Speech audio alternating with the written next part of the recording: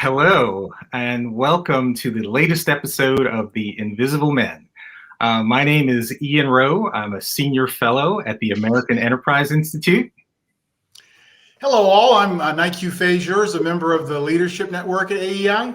Nike, it's great to see you. Haven't seen you in a bit.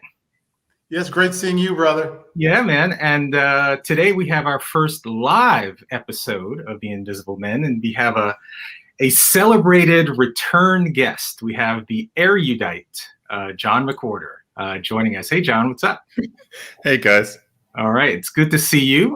For those of you who might not know John McWhorter, he is an author, a linguist. I actually saw, John, that you're an associate professor of English and comparative literature at Columbia, and I saw that. I'm like, what does a brother have to do to be a full professor?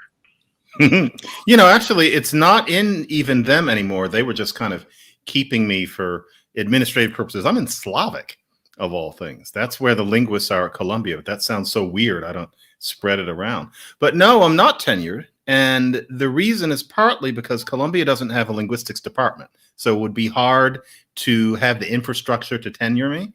But even if they could, to tell you the truth, if I were tenured at Columbia, I'd have more administration. And if I had to do the administration, I couldn't do the other things that I do.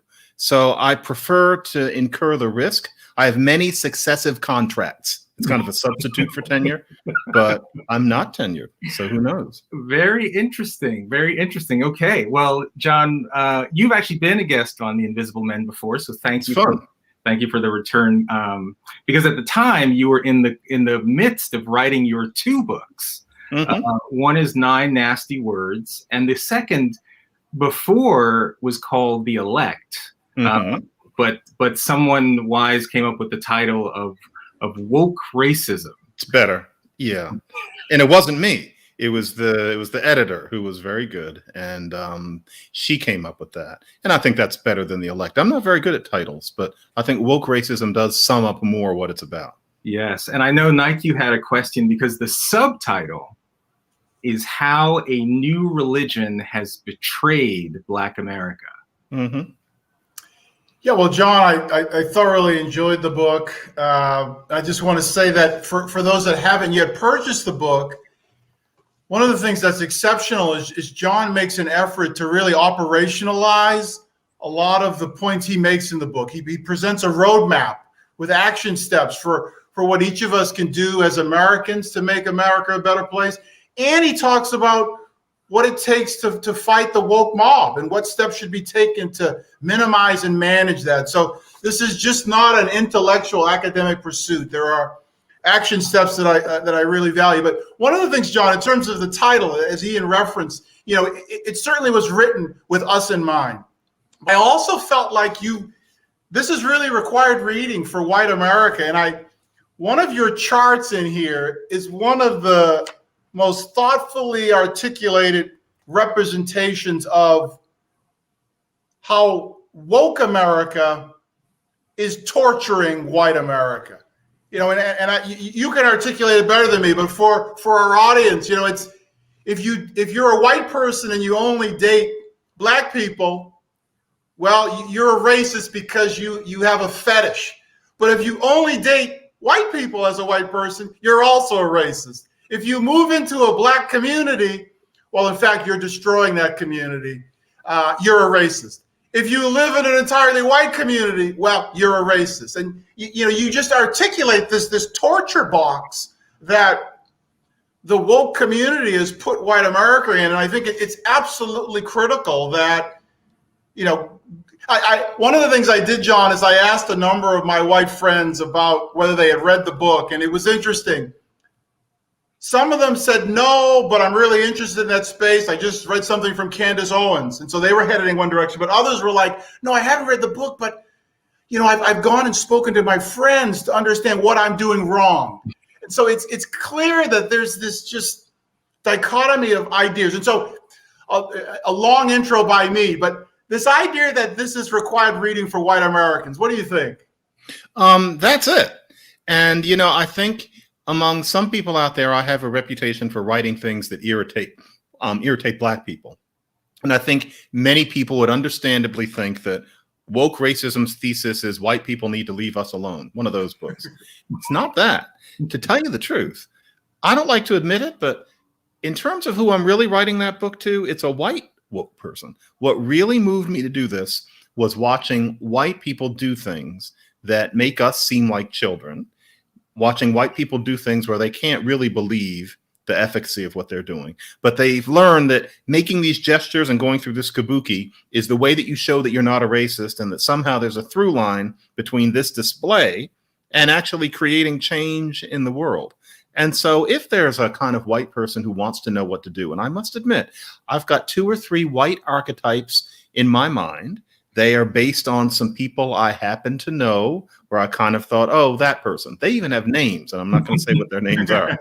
I know that they are really smart, dedicated people who want to do the right thing. And I was thinking, what would I tell them if I wrote a book? And then I remembered that I actually do write books. And so I wrote this book. But yeah, it's them, because they're hurting us and they don't know it. Yeah, what's interesting, though, is that even though it sounds like there is a white audience, you don't let Black people off the hook in the book either. Because in some way, all this kabuki, as you just said, is given permission by segments of the Black community that embrace this sort of infantilization, right? So you say in the book, basically Black people have succumbed to this misimpression. And you talk about this idea that Black people have taken on this curated persona as eternally victimized souls. What do you mean by that? Because that's a pretty harsh blanket statement. We're like fish who don't know we're wet, but it's there. It is that our primary impulse, and you notice my artful use of our, because none of us 3 believe this, but if you look at most Black people in academia and the media in particular, the idea is that you first show why we can't, not why we can. So you talk about Black strength, but your job is to show that racism still exists in various abstract but powerful ways, and therefore we can't do what you're expecting us to do until there's some kind of profound change. That's all a lot of people have known since the 1960s. And that's basically a lifetime at this point. You have to be elderly now to remember when that was not how Black ideas were argued. And so you have this idea that yes, we can't is the positive statement. We can't excel on standardized tests. We can't stop murdering each other until there's no systemic racism. We can't excel until a reckoning, although nobody says what it is, has been made about redlining, and reparations of some kind happens, of which, once they were there, our job would be to explain why it wasn't enough or it was just the beginning. Because, of course, yes, we can't. That's the orthodoxy. And I question it, because that's not the only Black way to be. And we all know it partly from all the Caribbean and African immigrants who've come here. In a way, they're Blacker than us, and they don't think that way. And you can say, well, they are different. They're immigrants. They came here. They had this gumption. But the thing is, they're not that way in the Caribbean or Africa either. That is just not the way a normal person is, to be so defeatist. And I think it's time that we started calling people on it. Yep. I mean, the thing that's frustrating about that is, I run schools in the heart of the South Bronx and Lower East Side of Manhattan, and a lot of native-born Blacks. It's like the last thing the parents who choose our school, the last thing they want us to be saying to their children are all the things that you cannot do, or that this society is so oppressive that you have no shot. So, like, where does the breakdown fall? Because it's not coming from the communities that the quote unquote woke seem to always want to be speaking for. Yeah, it's interesting. We're beginning to seem old-fashioned in that we're going to say, our parents said you have to work a little harder. And to be honest, I was told that, and I'm glad I was told that. It was nice to be told that you have to try. It kind of was nice to be, given that sort of spark. That's now becoming something old people say. The idea is you're supposed to say society is set against you. You have to work harder. It's not fair, and you should fight that. and your whole essence is that of somebody who has to work harder, and it's a tragic injustice. That won't do. And I think that we need to specify something very important, which is that way of thinking is typical of people who have a bully pulpit. That is something you find less and less of the more you step away from the media and academia. And yet there are people in both of those places who listen to somebody like me. You find this on social media. You have to deal with, who Black people are really listening to. There are a lot of people in the media in particular who really think that their view is the view. But no, it's the view of them and their friends and the sort of people who like seeing them on NBC, etc. It's not authentic. And so I think all of us need to speak more, and I think all three of us do this, for actual Black. It's funny, that media person thinks real Black people is anything but us, but real Black people don't think this way because it's poisonous. And so in the book, with that, the catechism, the contradictions I talked about, all of that is why, quote unquote, the race thing is considered hard. So this white woke person listens to these things that cancel each other out. It's so obvious that these things make no sense together. So for example, Black people should have their own spaces. They're places where Black people should be able to be themselves. You stay out of them. But then on the other hand, you're supposed to have Black friends, and not just acquaintances, but good Black friends, even though you're not allowed in the spaces where they're being themselves. That makes no sense whatsoever. And yet we're told that pretending that makes sense is the way that you give us our dignity. No. And it dismays me to think that there are Black people who listen to those two things and figure that there's some happy medium and that it's white people's responsibility to find it, except nobody ever allows that they find it. And that's the real point. This is just, it's not constructive. And so I want to point us toward another way. John, a young man that my daughter plays tennis with, he got into Stanford last year. And of course, last year he was stuck at home because of COVID. And so we saw him probably about 4 months ago on the courts. And I asked him, hey, you excited to get to campus? He said, yes. And I'm going to be whatever the name was, in Kwanzaa House or Kojima House. But Stanford actually has like a Black house. Ujamaa. Ujamaa, thank you. Well, you're a Stanford PhD. And I had to say to him, and he probably was like, mind your business, old man. But I was like, I'll just tell you this, young man, probably my biggest regret from Harvard Business School is that I spent too much time around people that look like me. You don't go to these institutions to hang out with the brothers, though that's a nice thing to do on occasion. You go to meet people from Singapore and India and China and who have had completely different life experiences. And I was a little bit shocked that Stanford still has a thing like this. And I don't think it's for the good. No, it's, I'll say it 25 years later, because wherever this person is, if he's listening to me, it doesn't matter. But I remember meeting somebody like that when I taught at Berkeley. It was one of the most depressing experiences I've ever had with a student. It was in the late 90s. It was before I had any kind of public name. But there was a Black student. He came as a freshman, and he knew about me because I'd been in the news a little bit here and there, and he had read my first book, I think. And he wanted to meet me, and it turned out that what he was doing was he wanted to meet as many Black professors as he could. He was living in Berkeley's equivalent of Ujamaa. It was one floor of a particular dorm.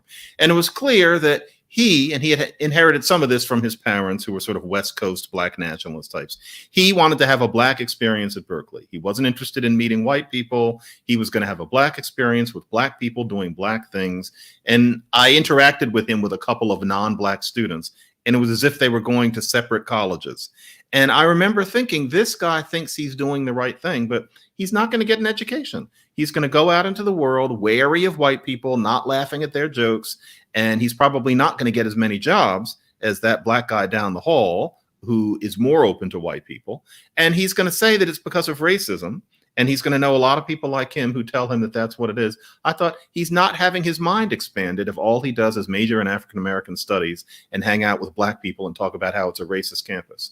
And yet this guy, and he seemed like a perfectly nice person, but he was clearly set up to spend 4 years doing that, even as a freshman. And the university was not going to stop him in any way. I thought, no, this isn't an education. He should not be encouraged in this. I don't think Black studies programs are wrong in themselves, but I think they should be about Black studies and not just racism 101, which is what most of them really are. That's not an education. That's learning about yourself. Yep. And we're going to be taking questions. So if anyone does have questions, you can email tim.sprunt, S-P-R-U-N-T, at aei.org, or hashtag on Twitter, woke racism AEI. So John, you know, one thing that's always so frustrating to me is why it seems like there's this dichotomy between people like me or Nike and you who promote this idea of Black agency and self-sufficiency while still being able to acknowledge that there are structural barriers, right? So for example, in education, in the district that I'm going to be launching this new network of high schools, for the 2,000 or so kids that started 9th grade in 2015, 4 years later, only 2% of those same kids graduated from high school ready for college, right? Meaning that they started 9th grade and either dropped out along the way, or they did get their high school diploma, but still couldn't do math or reading without remediation if they were even to go to college, right? So, and remediation doesn't really work, right? Yeah. And then it doesn't work, and the remediation doesn't work. You take on debt, you get no degree, and you get no credits. It's a nightmare, right? Yeah. But in this district, there's a cap on charter schools. So if you had a brilliant idea, if John McWhorter wanted to become the head of a new school in this district, you couldn't do it, right? So that's a real structural barrier. Why is it that we can acknowledge that there are issues like that, but when it seems like it's just this blanket weight on us, that's what really just suppresses and just squeezes all the agency out of our community. And that's what I think I fight against so much. There's so many barriers of that kind to perceiving reality in some ways. And so, for example, if you ask a lot of people what the problem is, it's not that there can't be enough charter schools in a district. It's that the public schools only get a pittance, whereas the suburban white schools get a whole lot. It's been essentially disproven that that's a major issue. I mean, this is Jonathan Kozol putting that forth 30 years ago, and it settled in as a meme because it's so easy. But that doesn't really hold up. When you give massive funding to public schools in distressed areas, nothing changes. Now, that's a whole different set of issues, but it's not about the money. And then it's also, I had a conversation once with a reporter, very intelligent person, who was seeing that mostly white kids went to an elite public school in what was by then a brown and distressed neighborhood. And all she could see was, well, that's racism. And I guess she actually thought that somebody was in the school saying that we only want white kids in here or something. And that must be a caricature of what she thought. But she just thought that's racism there. And she felt she had done her job by doing that. This is a Black woman. I get the feeling she's not rare. And so people are just looking for that one thing instead of thinking about how the world really works, where, for example, there are caps on charter schools such that you can't improve the education for kids who could really use it. That wouldn't fit into the narrative, and so nobody would pay that much attention to it. It's this general thing. Black people and social history. When it comes to us and social history, suddenly social history is as easy as boiling an egg. It's always these easy binaries. Yep. But what about the rest of the world? And why are we exceptions? I just don't get it. Yep. And by the way, in New York City, there's now a Black mayor, Eric Adams, and a Black chancellor, David Banks, who are saying they want to scale excellence. So if we got to open charter schools to do that, we're going to do it. So it is not this monolithic view. You know? And I also like the way Banks is into teaching phonics, teaching kids to read the right way. That's important. Very important. Extremely. I'm looking at them. Yeah. Actually, just to call that out, that's one of John's planks. That's one of his key planks. There's only three. We'll get into that a little bit later. But I one other just call out, Ian, that John makes in the book is around sellouts. And again, I thought you did it in a way, John, that really forced me to start thinking about, is there such thing as a sellout? So why don't you, for the audience, just articulate a bit on this, the sellout concept, and does such an individual actually exist? Never met him. That's it. After a while, you've been in the business a while. I never met a person like that. I assume that they existed. And everybody likes thinking about that person who doesn't really believe what they're saying or only halfway believes it, but they know they can make money from white Republican organizations with speaking fees, and so they go out and do it. When I first started, Carol Simpson, who used to be a good newscaster / host / talking head at ABC. I'm now going to say who it was because we have to put a face on it, and I don't think she works anymore. Carol Simpson literally thought she had me in an interview, which ABC didn't use because they couldn't catch me, as she put it. But Carol Simpson said that she thought I was doing this, and she wasn't mean, but she thought I was doing this because pretty soon I could make $20,000 a pop making speeches to Republicans. She actually thought that that's why I wrote my first book on race. She actually thought that. And Carol Simpson is not an idiot, and Carol Simpson is not a zealot. But, you know, as I've gone on, I haven't met that person. After a while, you've met everybody. I've met Clarence Thomas. I've met Ward Connerly. I've met Armstrong Williams. I'm not bragging. If you do this, you're going to wind up in a green room with one of those people eventually. And after a while, you know everybody. All of those people, Shelby Steele, Glenn Lowry, the late Walter Williams, they are perfectly sincere. Tom Sowell, every one of them. I've never met this sellout person, and I'm not surprised. I mean, we've all pretended to read Uncle Tom's Cabin, and, we think about it, but does that person exist? And you can find some extreme examples of truly sinister people in the past who really were like that, but they were clearly almost psychopathic. And it's certain Randall Kennedy has a book where he outlines some of those people. But to say that anybody you see on TV who's saying something other than what Ta-Nehisi Coates says is a sellout, it's simply not true. And I know it partly because I've met all the sellouts and they're not. But it's not meant to be true. It's just meant to be a strategy to dismiss the thoughts of people that disagree, right? It's a denigration. It's right. You mean you don't think anybody really believes it? I would have to agree with you. Yeah. What kind of person would that be? Right. Yeah. Right. And the thing is, there are these leaders who are just bending over backwards. I mean, you write in the book about KIPP, and a great network. I know the leadership there. I mean, they were pioneers for many of us who followed in their footsteps to try and run great schools, right? And they had a motto, and you write about this in the book: work hard, be nice. Like, in 4 words, they encapsulated this idea that effort matters and character matters. And for a lot of people, that was very inspiring. And in fact, it was inspiring for a lot of kids who needed to be reminded of their own ability to control their environment, even if their circumstances were against them. And as you write about in the book, KIPP abandoned that slogan, work hard, be nice. And you write about it. So why did they abandon it?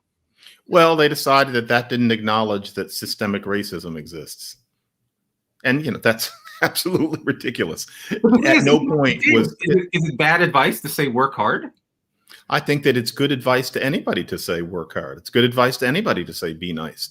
They don't realize how condescending it is to say that because Black people have gone through slavery, Jim Crow, and redlining, and because the present isn't perfect, you don't have to work hard. You don't have to be nice. Not that it wouldn't be a good idea, but it's optional. You might work hard, you might be nice, but if you basically, as we used to say, show you're behind, that's okay because your great-grandfather may have been lynched. That's got to stop. And the woke version of KIPP in this, they have no idea that it's an insult. And I can imagine the place that it comes from. I've known some of the leaders of KIPP too, but that's just a slap in the face that you don't have to try as hard as other people because life isn't perfect. No, not even for descendants of African slaves. KIPP has other problems that they need to be attending to. Not paying attention to the existence of systemic racism is not a problem that they need to attend to. They were doing that just fine. Do you know what they replaced that motto with? To be honest, I can imagine it would be something like have fun jamming. What was it? They replaced work hard, be nice with together, a future without limits. Fuck them. Sorry, that's simply not good enough. What that means is a future with no systemic racism. Let's work toward it. No, they should go back to work hard and be nice. I want to go back to something else you said, John, about the $20,000 speeches that Carol thought you were pursuing. Oh, those. Yeah. Because I believe in your book you reference one of the disciples of the religion, making $25,000 to give a Zoom lecture. And one of the things I said to Ian before we came on, knowing your background, I actually exhaustively went through the opinion writers for the New York Times and their backgrounds. And forgive my arrogance, but I almost feel like there's a situation now that if you're center or a little bit right, you actually still have to be better than the others. But that if you are left, and certainly within the framework of wokeness, the standards are in fact lower. You mean at the New York Times? Specific to the New York Times. I mean, I just, again, I look at someone like yourself. You've written 20 some odd books, a PhD from Stanford. And then I compare those credentials to some of the other opinion writers of the New York Times. And I see undergraduate degrees, and they kind of hung around the New York Times for 15 years, and now they're on the opinion page. But they have their narrative is clearly to the left. And so I almost feel like, have we gotten to a place now where, you have to work a little bit harder if you don't follow what we tell you to follow? Mm. I'm not commenting on the Times specifically, but that's definitely true in the media. Oh yeah, definitely. I have no doubt, and I've never known it absolutely for sure, but I have no doubt that in the typical mainstream publication, the conservative person, or even the person who's quote unquote a contrarian, is checked more, has to be more careful. They take more care, because you can't help seeing people on the left and the hard left saying all sorts of even incendiary things, facts that aren't checked.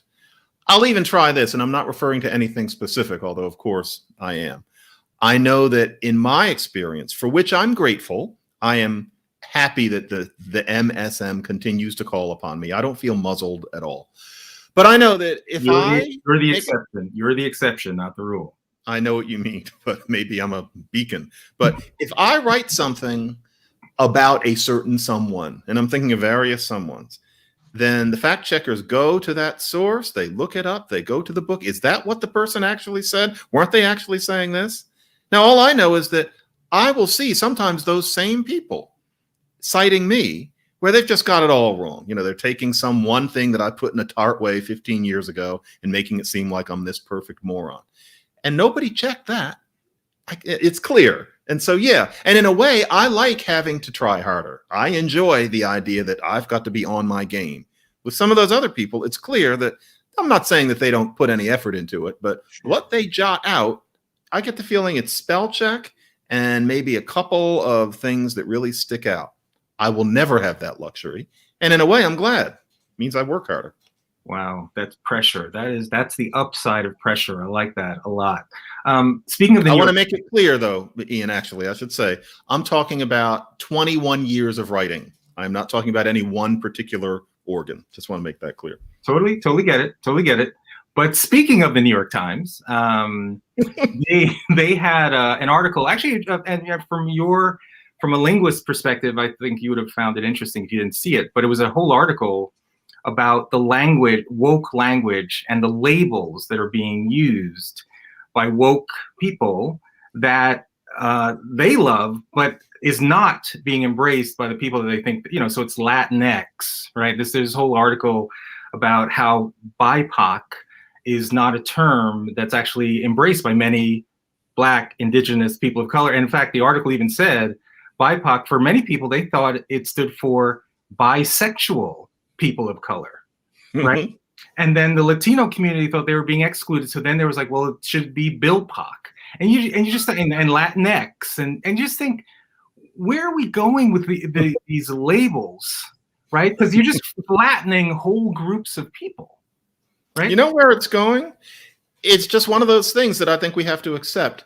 There's going to be a series of labels, a kind of a register that is used among hyper-educated people, but not beyond that. And I think it's going to stay. Latinx is with us to stay among a certain kind of person, but it's not going to spread. I live in a neighborhood where probably every second person is Latino.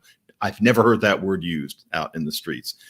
It's interesting. I hear BIPOC, literally, I'm not being rhetorical.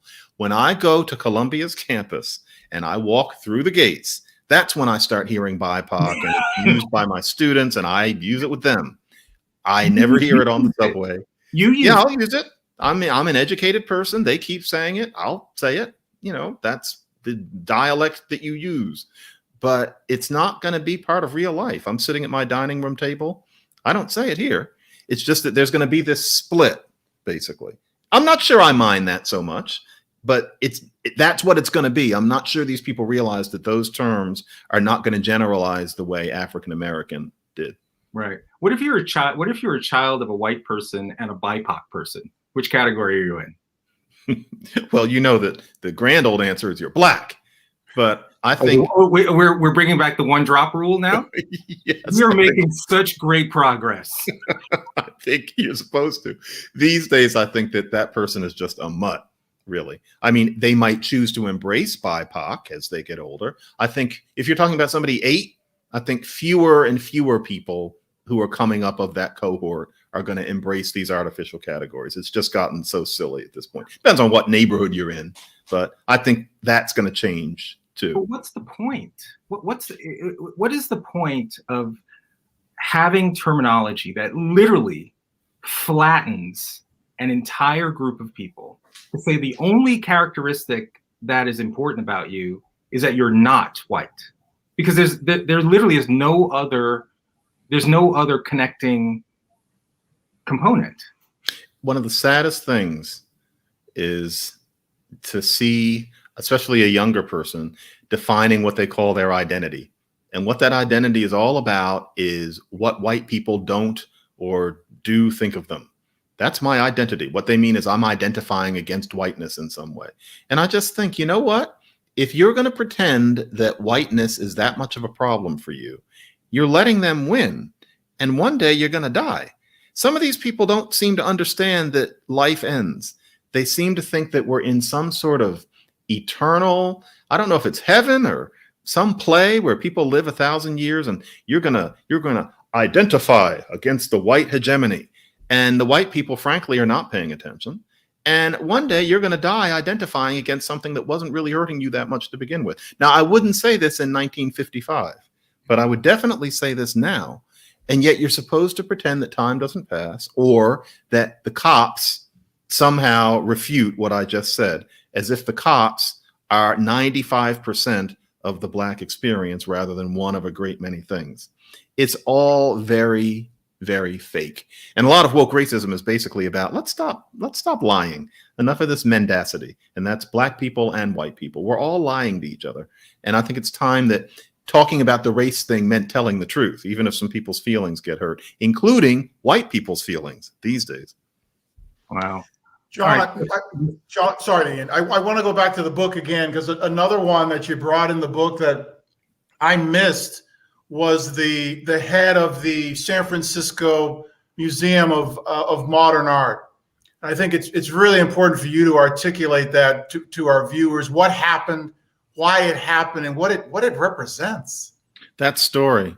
His name was Gary Garrels, and he was a curator at the San Francisco Museum of Modern Art.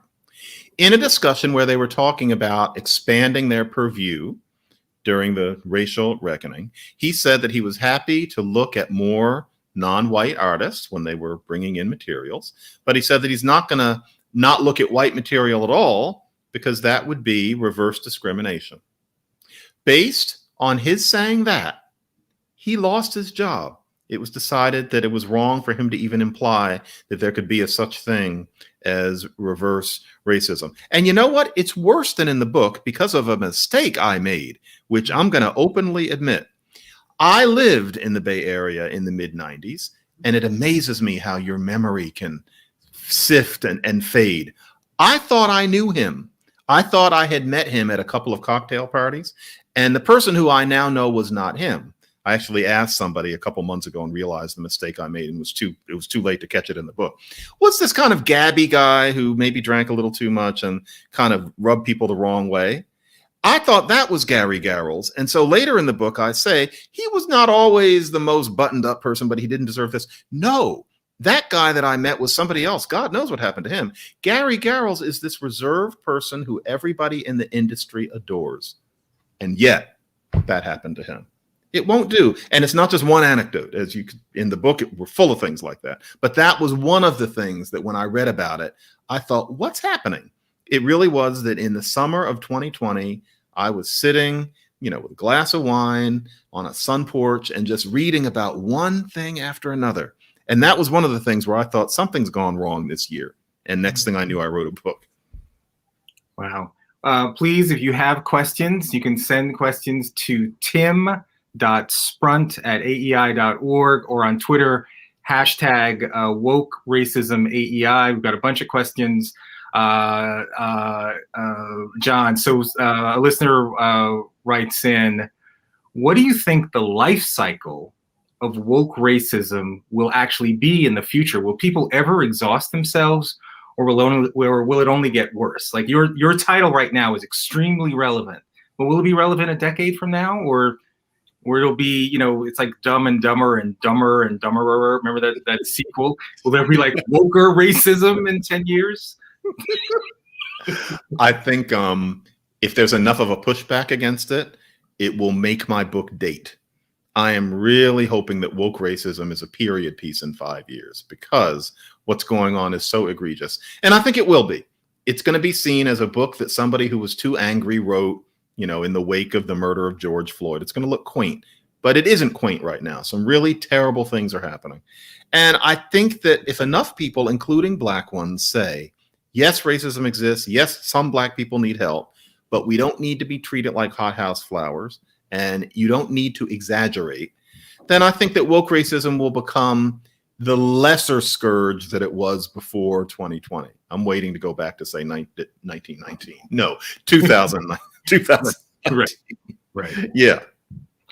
So you commented on David Banks, who's the new chancellor in New York, and we are all so cautiously optimistic about his tenure as chancellor. But he talked a lot about early literacy instruction and reading.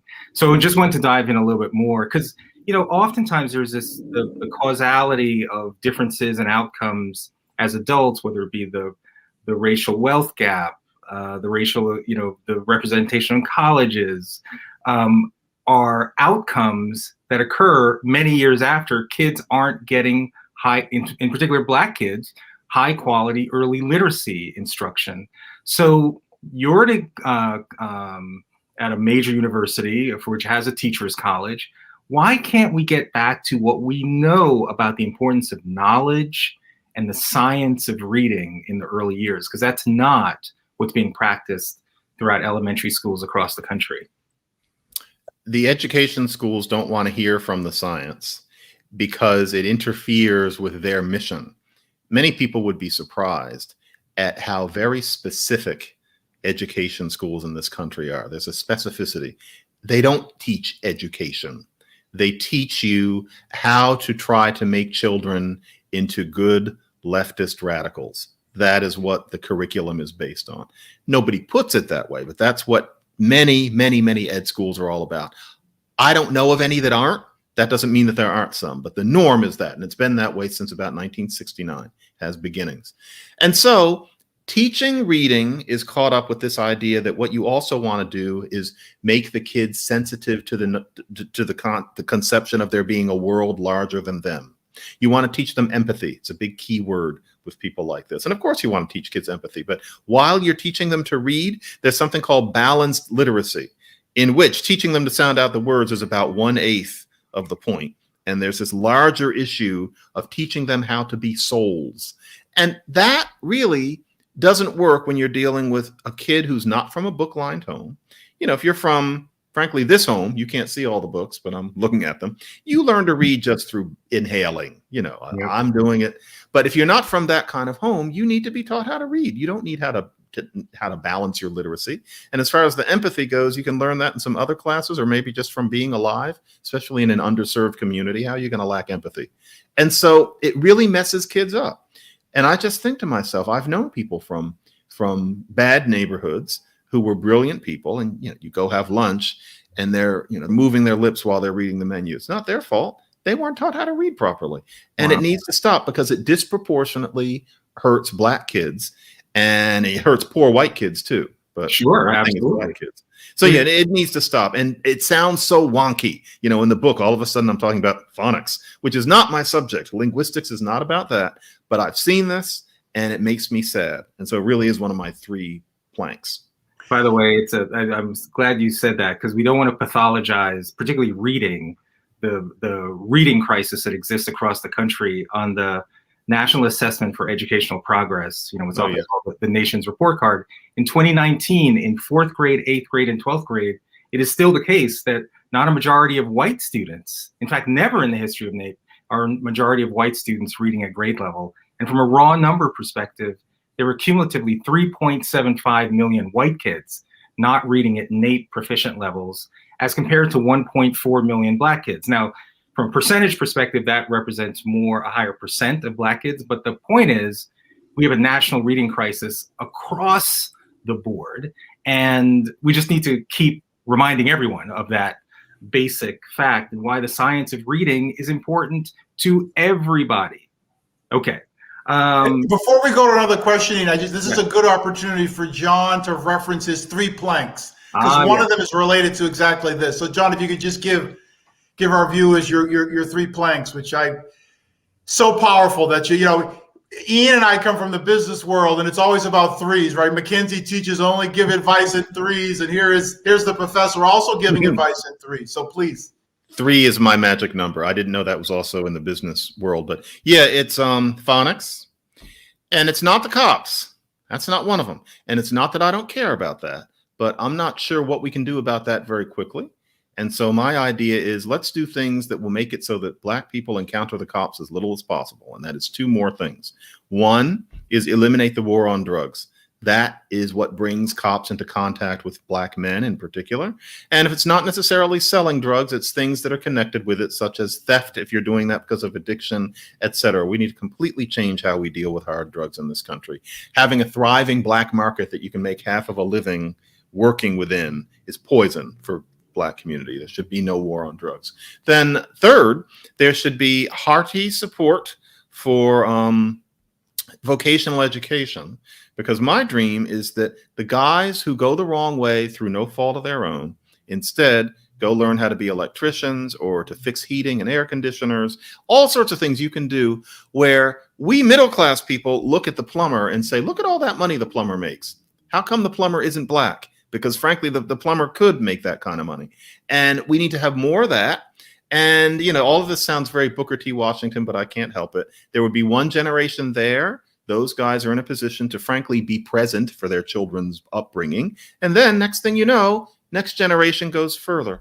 That would help. And so no war on drugs. Vocational education. Stop talking about how everybody should have the opportunity to go to college. They should, but too many people go to 4 years of college. That's been the case since World War II. And that's not about race. That's about just people. Why does everybody have to go pretend they like Shakespeare and live in a dorm? I don't see why everybody has to do that. And then there is the phonics. If you did those 3 things, I am quite sure, with my misplaced and underqualified confidence, I am quite sure that Black America would turn upside down in 1 generation, and then we could start having a really honest talk about race. So those are the 3 planks. Got it. I was curious, though. I think those are 3 very powerful. And again, as someone in education, I'm 100% with you. But I was curious that your 3 planks did not address fathers or family structure. So I'm curious if you felt that that's tried and true territory, that's already the proverbial beaten horse, or why did you choose not to address those? Because that'll fall out of the other things. So if there's no war on drugs, then you're not going to go to prison and leave your kids behind. You're going to be home. And any human being kind of wants to have something to do with their kids. A lot of the problem is that a lot of those guys are in prison. Vocational, if you feel like you can't support your kids, well, you probably can if you're an electrician. You probably can if you install cable. And so you're more likely to be there. I think you sense my cynicism in just calling for it. Ian, it seems to me that there's been that call for decades, and I'm not sure it ever seems to work. I know the think tank world. I was in it. Call on Black people to stress the family. Look, so I think you have to work around that and have it come out of other structures. But obviously that is an issue. Yeah. Yeah. The non-marital birth rate in the white community is the fastest rate of growth. Again, just not to pathologize these issues just to the Black community. An equal opportunity tsunami, as I like to say, unfortunately. A question from the audience. Is there a place for the individual in Black culture and consciousness today, or are we all just avatars of some larger faceless identity?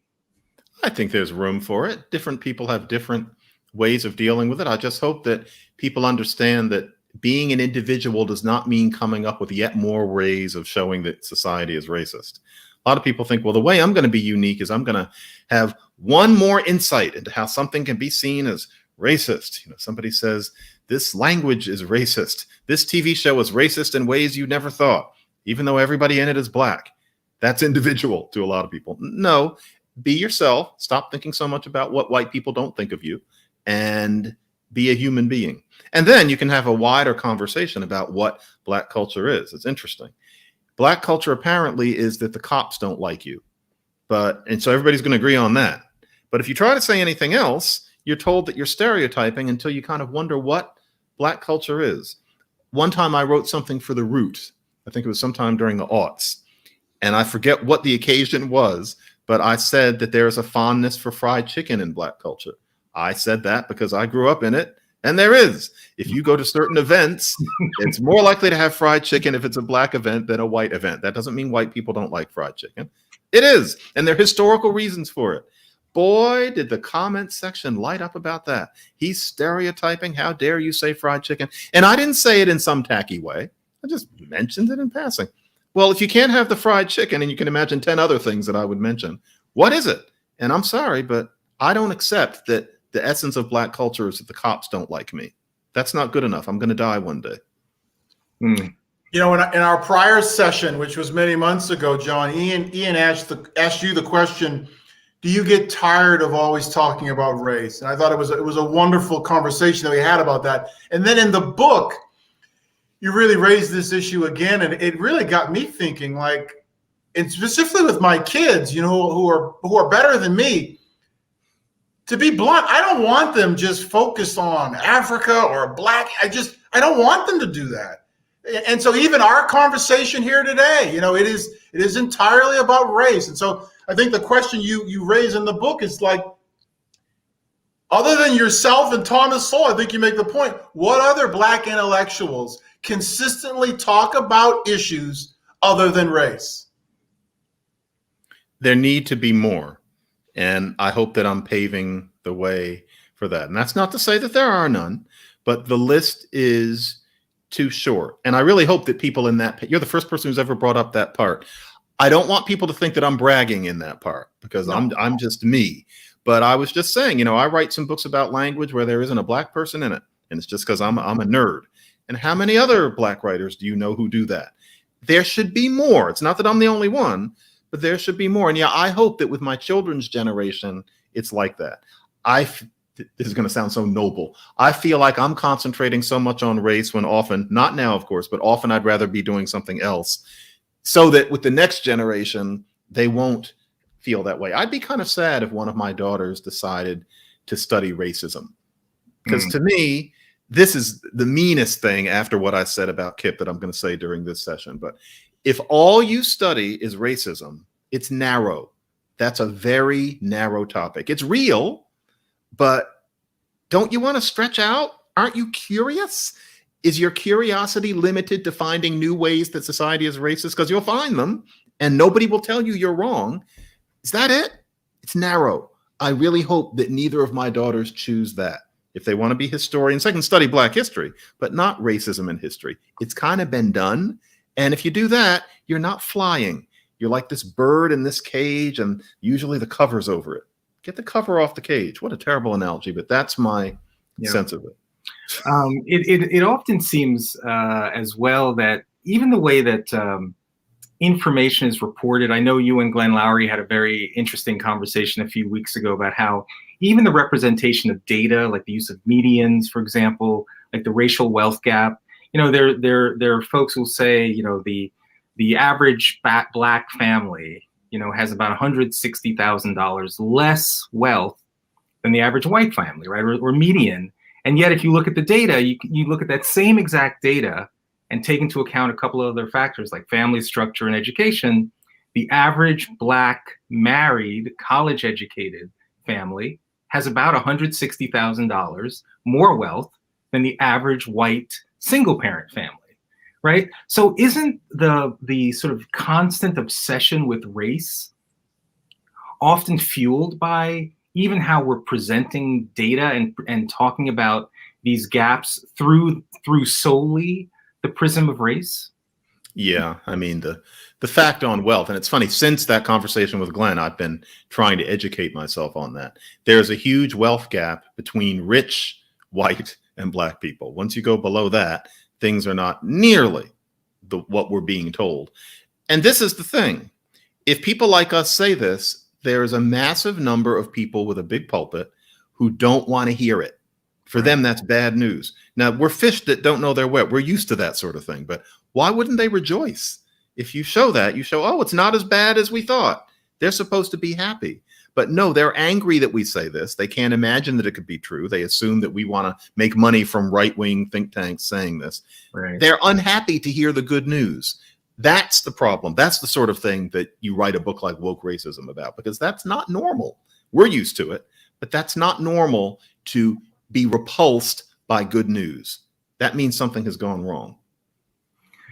Wow. Okay. Well, in our closing minutes here, Nike and I, when we created the Invisible Men 30 years ago, when we were both at Harvard Business School, and we felt like this collection of people who were going to Harvard Business School and Harvard Law School and other great colleges and universities were in essence invisible to a lot of young black kids across the country. This was the time of Rodney King and the riots, and even still, it feels there's a sense that the work that you do and others, the millions and millions of black people who are in middle and upper class living quite well in our country are still invisible. And I saw that you've created this avatar of Simone. This wasn't in the book, but Simone and Omar. Are they going to be avatars? I like this. Yeah. So, Simone is woke, and I think Omar is black, right? Yeah. Omar's out on the street. Yeah. Omar's a rioter. That's not the only black person, right? No. Right? But we create an Omar who's out on the street. But what's your, as we wrap up and you're talking to young people now about this woke racism ideology and this narrative that is so dominant. As you said, yes, we can't. Help Omar, help Simone, help Darryl, the 16-year-old black kid that we created many years ago. No. I know him. It's a real thing. I run schools, and I feel like I've got to first beat back the narrative before I can get just to the core of what it means to fulfill your potential. Yeah. With it said that Glenn and I create these, it's me actually who always creates these stock characters because that's how I think. But Simone is this very woke, very brilliant undergraduate who gave Glenn some trouble, and I gave her an arbitrary name. Omar is one of the rioters in the wake of George Floyd, who's taking TV sets when that has nothing to do with helping anybody, and it's from a black-owned store. It's reparations. It's his version of reparations, and he's getting reparations. Simone needs to understand that Omar does not need to stay the way he is until America comes to this grand understanding about the nature of white privilege and systemic racism. Simone needs to get past the idea that the heart of her education about race is to think of Omar as a freedom fighter until society becomes perfect. We need an avatar who would be less theatrical than Simone. Simone would be played by, some brilliant actress, and, Omar could be played by, I know who Omar would be played by, but he would be Lorenz Tate 25 years ago. Now he's kind of aged out of it. But we need this person who is coping despite the obstacles and does it without losing his authenticity. Maybe that's Darryl. And that is a normal person as opposed to some hero. as opposed to somebody who writes some quirky article on some website. But no, Omar is not the best we can do until every white person can recite the litany of Black history from 1619 until last week. Simone's got to get over that. Too many people are telling her that that's how it goes. I don't think it is. All right. Well, Mr. John McWhorter, thank you for joining us for our latest edition of The Invisible Men, our first live episode. If any viewers want to see all of the other episodes of The Invisible Men, you can go to www.invisible.men. Great to see you, John. Nike. You too, Ian. Pleasure. You too, Nike. John, tremendous. Thank you for this. Thank you. And thank you for reading it. Buy it while it's still relevant, because hopefully 5 years from now it'll period piece. It'll be gathering cobwebs. It'll be gathering cobwebs. It's the first time I think I've ever said that to an author. I hope your book 5 years never sells a copy. I want that thing to be an antique as soon as possible. I shouldn't say that with my publisher listening.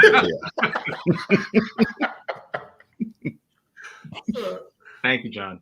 Thank you, guys. All right.